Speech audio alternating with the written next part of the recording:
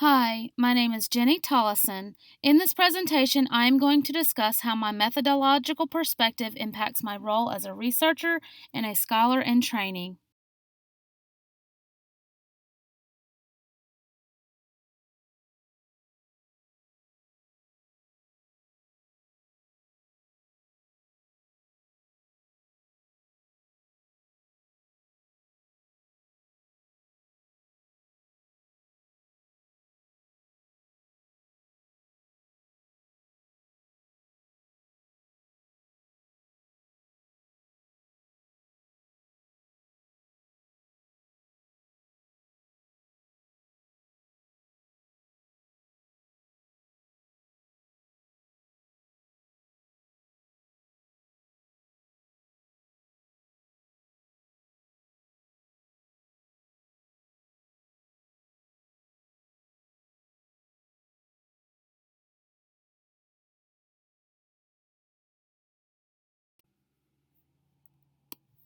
My ontological perspective is critical realism. According to the Sage Encyclopedia of Qualitative Research, critical realism states that reality exists independently of humans while also recognizing that scientific inquiry is fallible.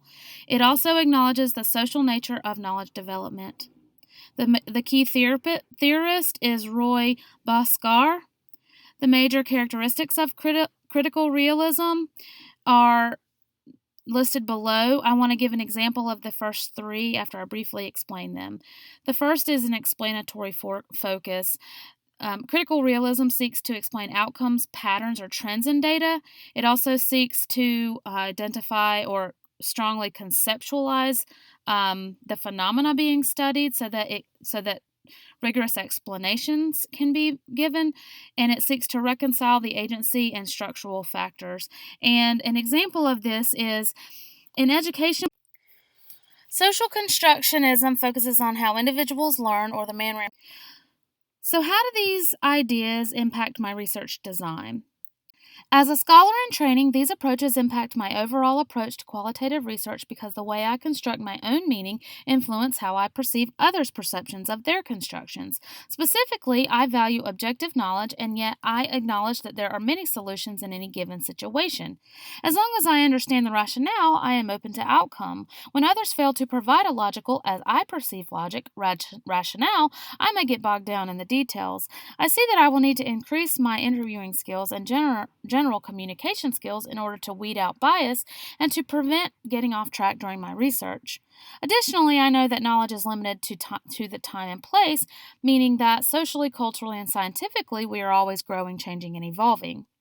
This approach influences my approach to learning as a doctoral student because I constantly question how my peers come to, quote, know what they know. Have they studied it? Is it their opinion? I also question the structure of the courses and how professors know that a particular assignment will help me to learn the concept that they intend for it to, and if the way learning is measured is in fact a true measurement of what I as a student have learned.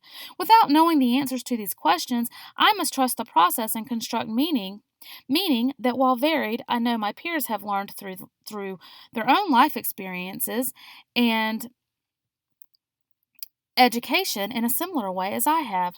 I also know that my professors have experience teaching and are constantly improving assignments to increase or improve learning outcomes. So while it is important to prove that while it is impossible to prove that this assignment, for example, will have the intended outcome, I too must take responsibility for the outcome and know what I am expected to learn and help in the process to achieve the intended outcome.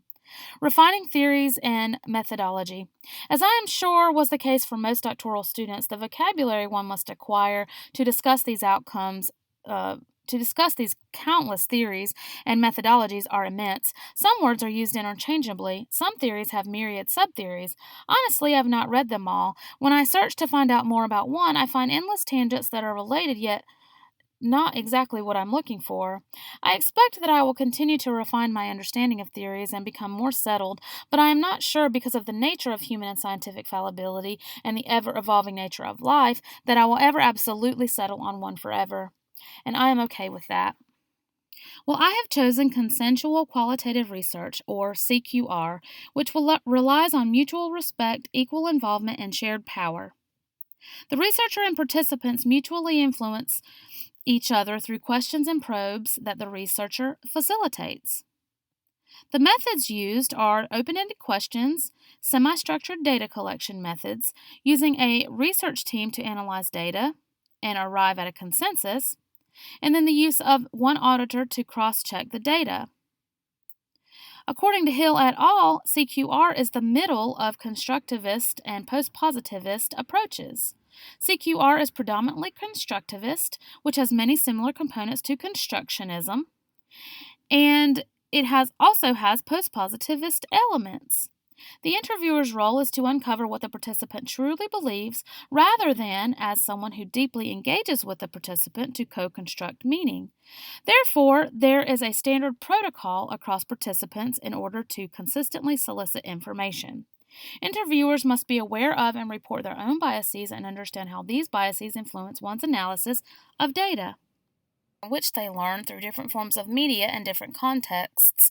It also focuses on a social aspect where meaning is constructed together with people. It dates back 300 years ago with Giambattista Vico to the work of Jean Piaget in constructivism and Lev Vygotsky's social learning theory. The present-day founder of constructionism is Seymour Papert. He is credited with founding the idea of project-based learning that operates on the principles of social constructionism, where learning is situated in contexts that one must dive into in order to gain understanding.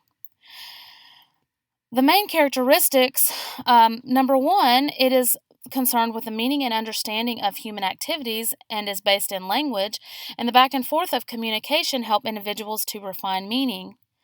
Secondly, is the view that meaning and understanding have their beginnings in social interaction, thus a created shared meaning.